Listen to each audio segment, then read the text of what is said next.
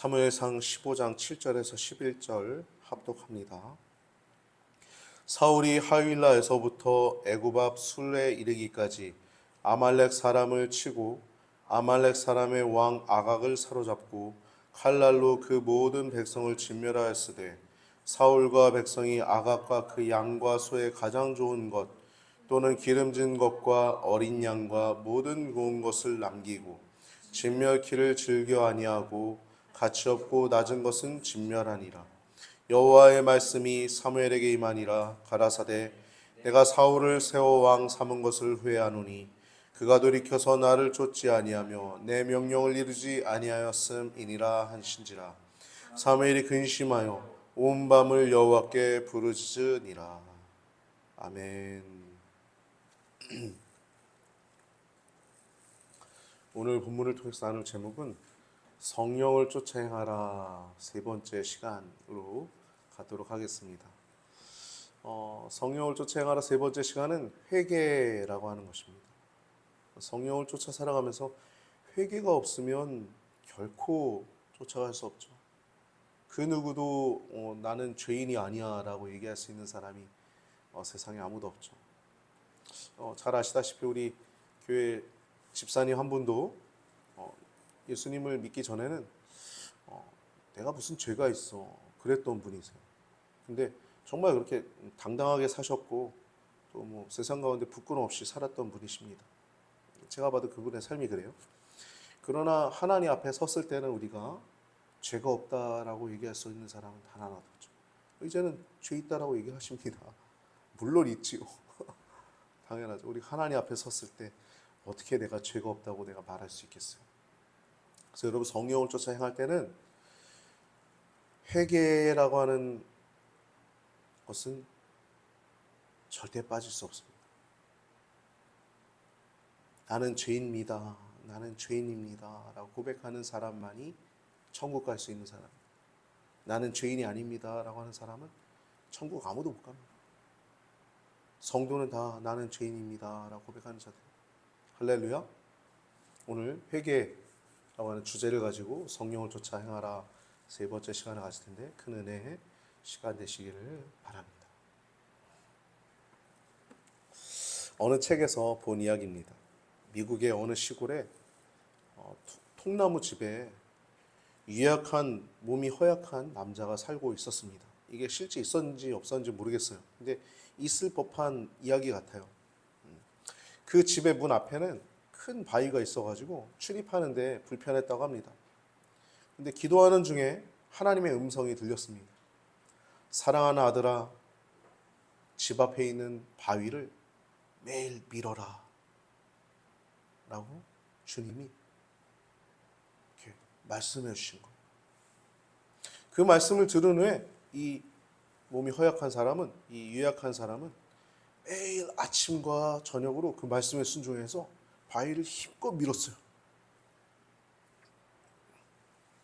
약 한 8개월 정도 지난 후에 이 바위가 보니까 조금도 옮겨진 것 같지 않은 것 같아서 옮겨지지 않았어요. 그래서 회의가 들었다고 합니다. 실제 확인해 보니까 조금도 옮겨지지 않고 그냥 그대로 있었다고 합니다. 그래서 하나님께 이렇게 기도했대요. 원망 섞인 기도로. 하나님, 제가 헛수고했습니다. 바위가 조금도 움직여지지 않았습니다. 이게 나는 주님 말씀에 순종했는데 이게 뭡니까? 이런 의미죠. 그러자 하나님이 이렇게 응답하셨습니다.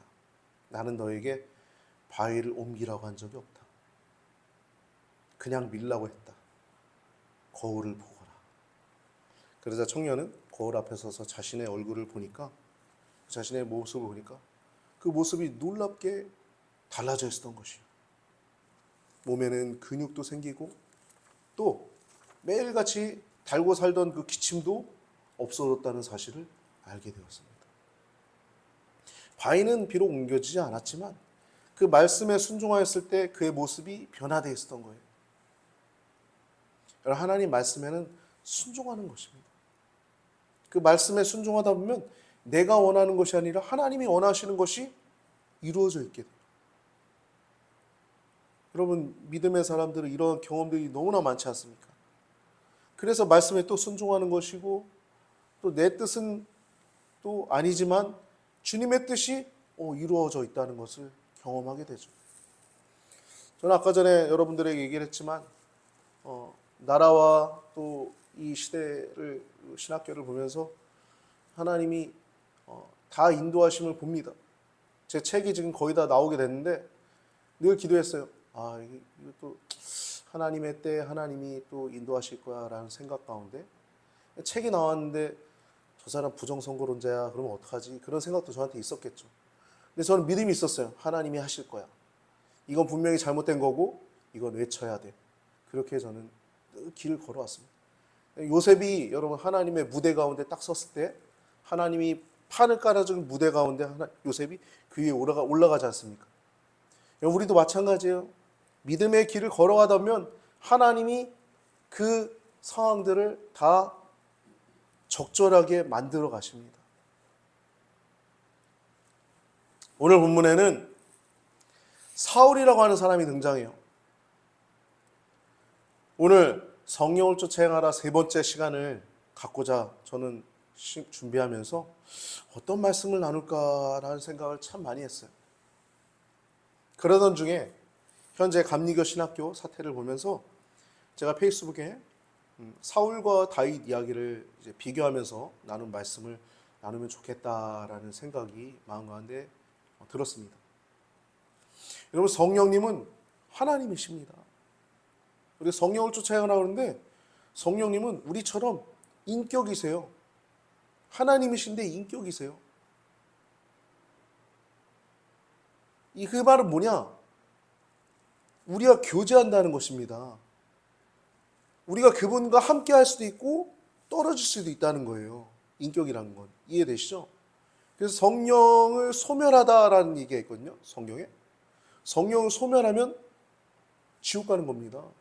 여러분, 오늘 본문에 사울이 처음에 기름 부음 받을 땐 여호와의 영으로 충만했어요. 예언도 합니다. 사울도 선자 가운데 있느냐, 그런 말씀이 있습니다. 근데 어떻게 돼요? 하나님 말씀 개떡같이 여겨가지고 제사장이 하는 거 자기가 하고, 또 오늘 본문에 다 진멸하라 그러는데 좋은 거 막 남기고 왕도 안 죽이고. 하나님이 버리잖아요.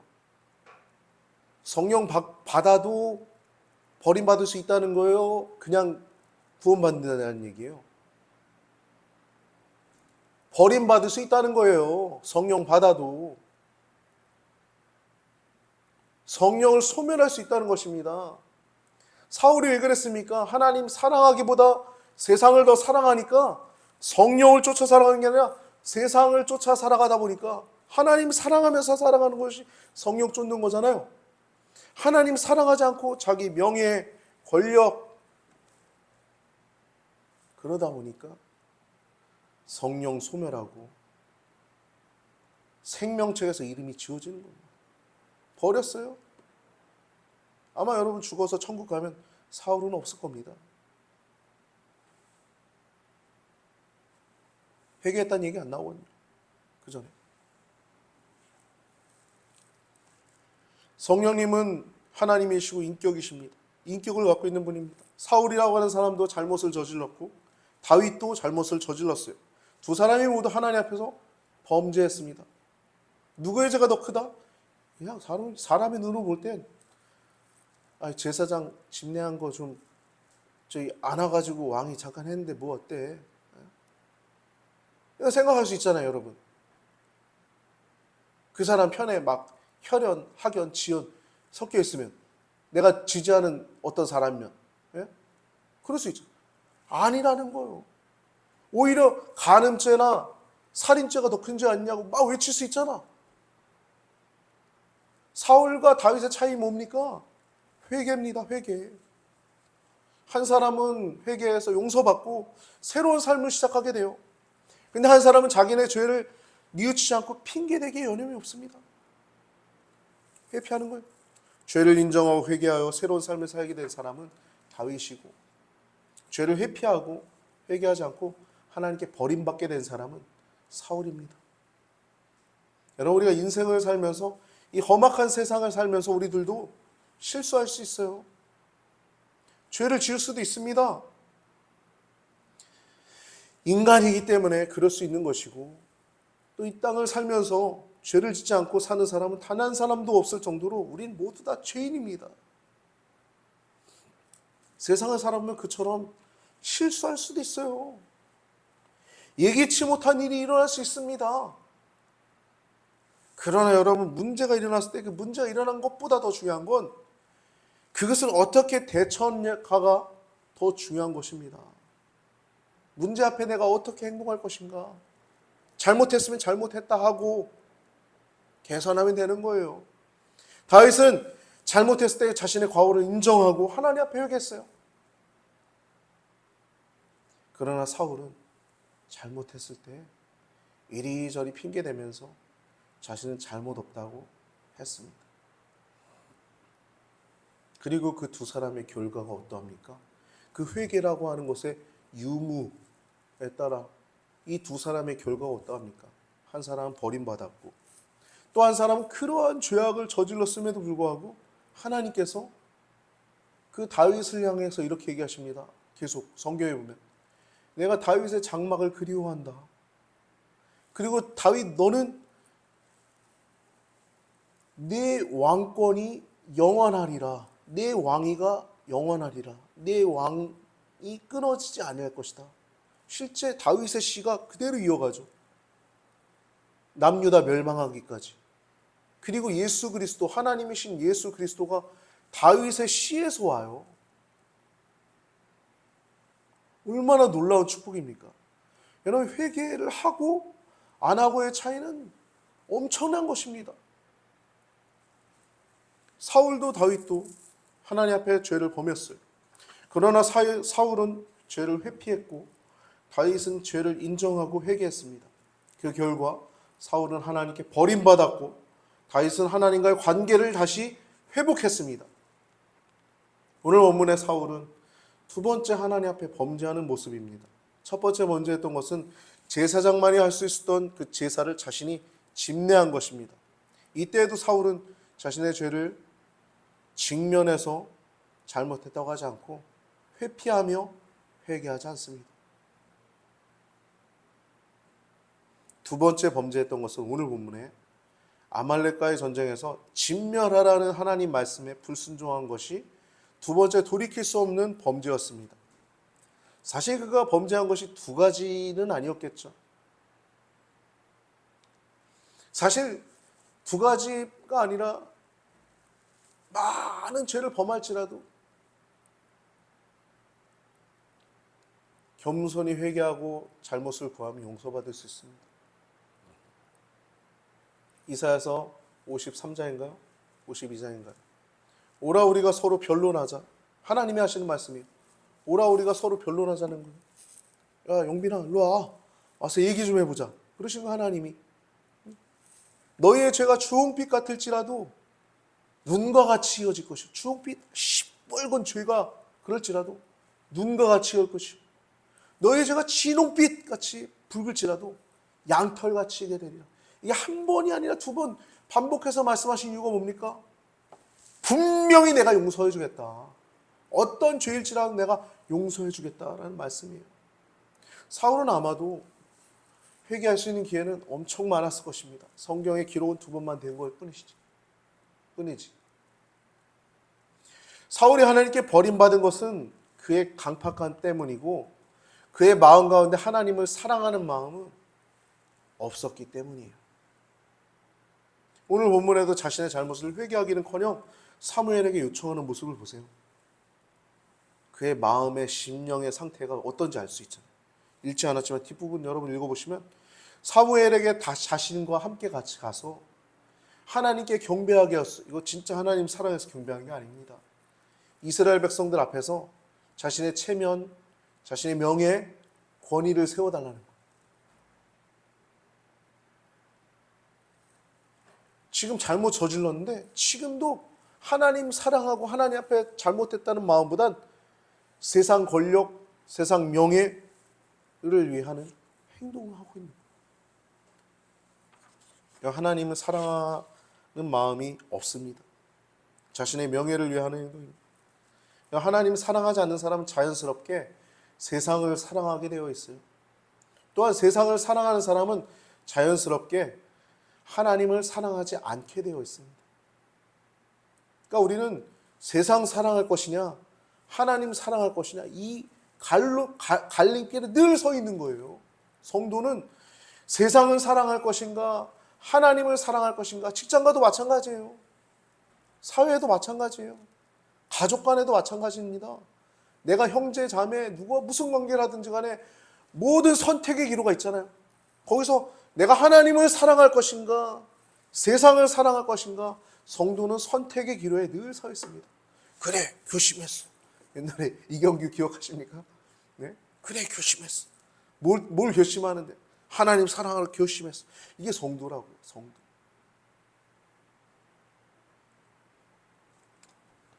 그러므로 요한계시록 보면 성도들을 향해서 하늘에 거하는 자들이라고 얘기하고 있어요. 하늘에 거하는 자들. 그리고 불신자들을 향하여 땅에 거하는 자들이라고 얘기하고 있습니다. 사울도 처음에는 겸손했던 사람입니다. 그가 이렇게 얘기해요. 내가 어떻게 왕이 될 수 있겠어요? 내가 속한 집안 가장 작은 집안인데요. 또 우리 집안은 우리 집안 중에서 가장 작은. 사무엘상 9장 21절 보면 그 자기를 기름 부으려고 할 때 하나님께 하는 말이 이렇습니다. 사울이 대답하여 가로되 나는 이스라엘 지파의 가장 작은 지파라. 베냐민 사람이 아니에요. 12지파 가운데 제일 마지막 막내잖아요. 베냐민이. 가장 또 약했어요. 그 지파가. 베냐민 사람이 아니요. 나의 가족은 베냐민 지파 모든 가족 중에서 가장 약하지 아니하니까 당신이 어찌하여 내게 그렇게 말씀하십니까? 내가 왕이라고요? 내게 기름을 붓는다고요? 아유, 겸손했던 사람이에요. 겸손했고 또 하나님의 영이 그에게 임하여서 성령 충만했고 또 예언도 했던 사람입니다. 그와 같이 겸손하고 심지어 하나님의 영으로 또 성령 체험했던 사람에도 불구하고 하나님께 버림을 받게 돼요. 성령을 소멸했기 때문에. 여러분 우리도 잘 생각해야 됩니다. 성도라고 하지만 하나님 사랑하지 않고 세상 사랑하고 우리 안에 내주하시는 성령 하나님을 근심하게 하고 탄식하게 하면, 그래서 성령의 음성 계속 우리 양심을 통해서 말씀하시잖아요. 거부하면 우리도 하나님께 버림받을 수 있습니다.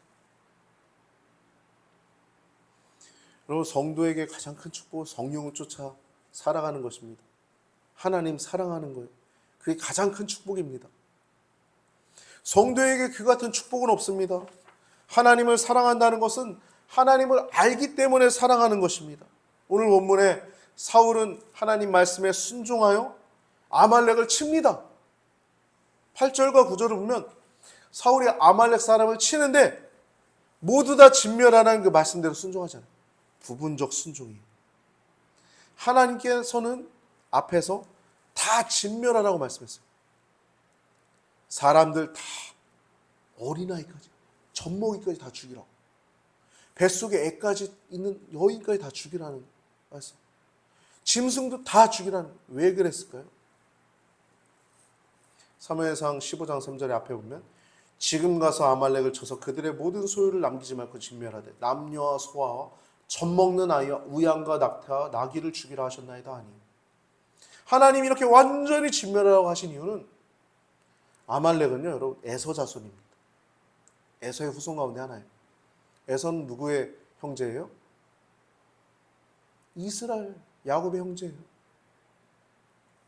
근데 이 족속이 무슨 악한 짓을 했냐면, 이스라엘 백성이 출애굽할 때 광야 길에 그 어려운 가운데 있을 때 이스라엘 민족과 싸운 바 있습니다. 뒤에 쳤어요.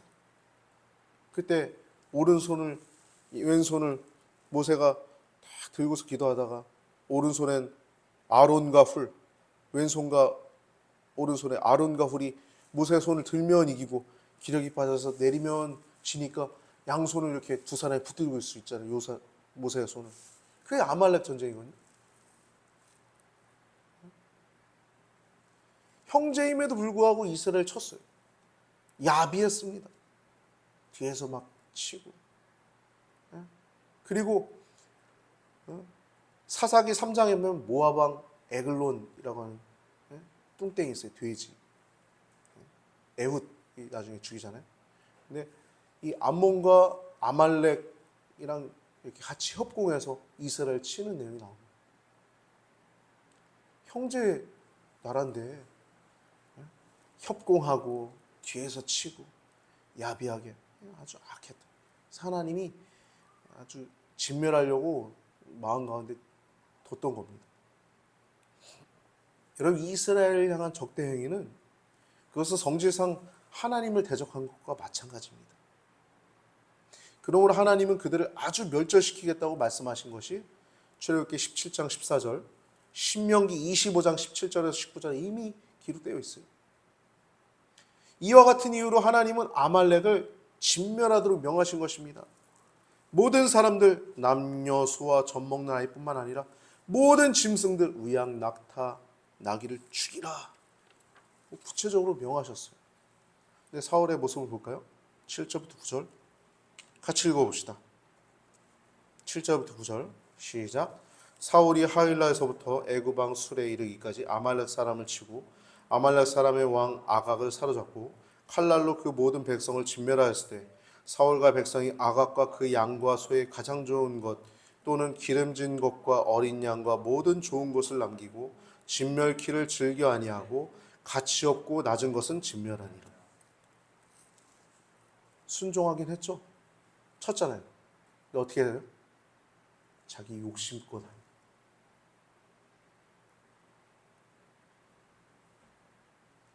아말렉을 치긴 했는데 사울은 물질을 탐하는 욕심 때문에 불순종합니다. 왕 아각을 살려줄 뿐만 아니라 소와 양의 가장 좋은 것들, 기름진 것들, 어린 양과 좋은 것을 남겼다라고 얘기했어요. 그리고 가치 없고 환찮은 것들은 다 멸하고.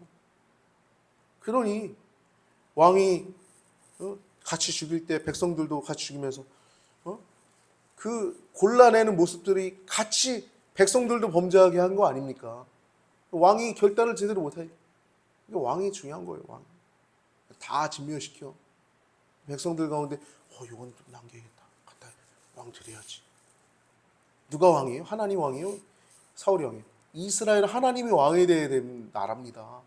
근데 어떻게 됐어요? 하나님 말씀 불순종하니까 이스라엘 백성 다 범죄하게 됐어요.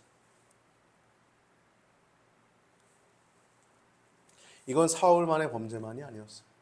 하나님 말씀에 불순종할 때는 그와 같이 한 백성들이 있었던 것입니다. 사울은 분명히 했습니다. 하나님 말씀에 분명히 했습니다. 그가 하나님 말씀에 불분명하니까 백성들이 남기고 싶어하는 것들을 남겨두라고 제 마음대로 명한 거예요. 이것은 하나님의 말씀을 경홀히 여긴 겁니다.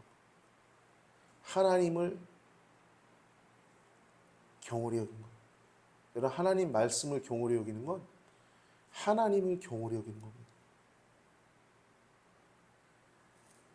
하나님 말씀 어기는 건 하나님을 무시하는 거예요. 하나님 경시하는 거예요. 그와 반대로 하나님 말씀을 순종하고 또 두려워하는 것은 하나님을 공경하는 거예요. 하나님을 높여드리는 거예요. 이 때문에 사울은 하나님께 버림받게 됩니다.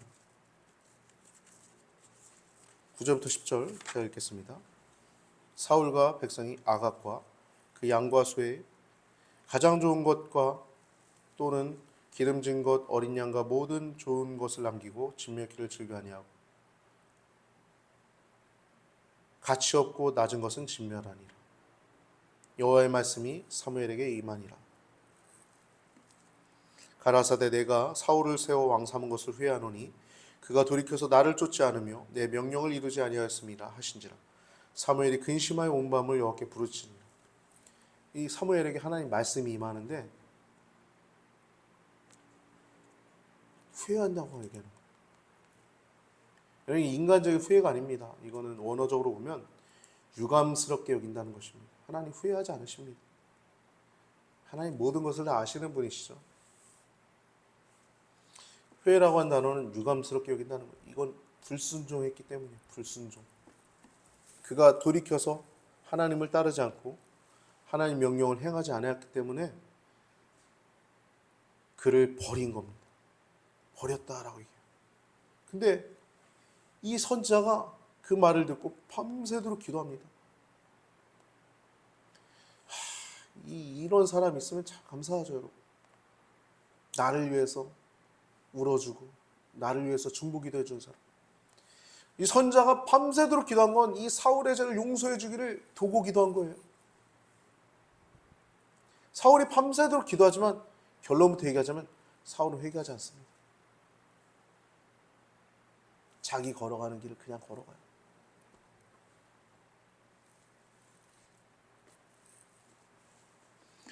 이 다음 읽어보면 자기 기념비 세우는 내용이 나오잖아요. 자기 기념비 세웁니다. 자기 명예를 쫓죠. 우양의 소리를 들으면서 이제 사무엘이 가슴이 얼마나 찢어졌을까요? 이 소리 무엇입니까? 사울 왕이요. 그러죠. 다음에 왕이 불순종하였으므로 하나님도 왕을 버리셨습니다. 얘기하잖아요. 그리고 하나님은 사무엘에게 명하셔서 다윗에게 기름을 붓게 하시고 사울의 왕위를 나중에 한참 후에 지금 하지만 사울의 뒤를 잇게 하십니다. 오늘 성령을 쫓아 행하라 세 번째 시간을 가졌습니다. 여러분, 성령님은 인격이십니다.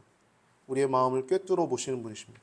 성령을 쫓아 행하는 것은 언제나 우리 자신의 말과 또 생각과 마음을 살피는 것이 성령을 쫓아 행하는 가장 첫 번째 방법입니다.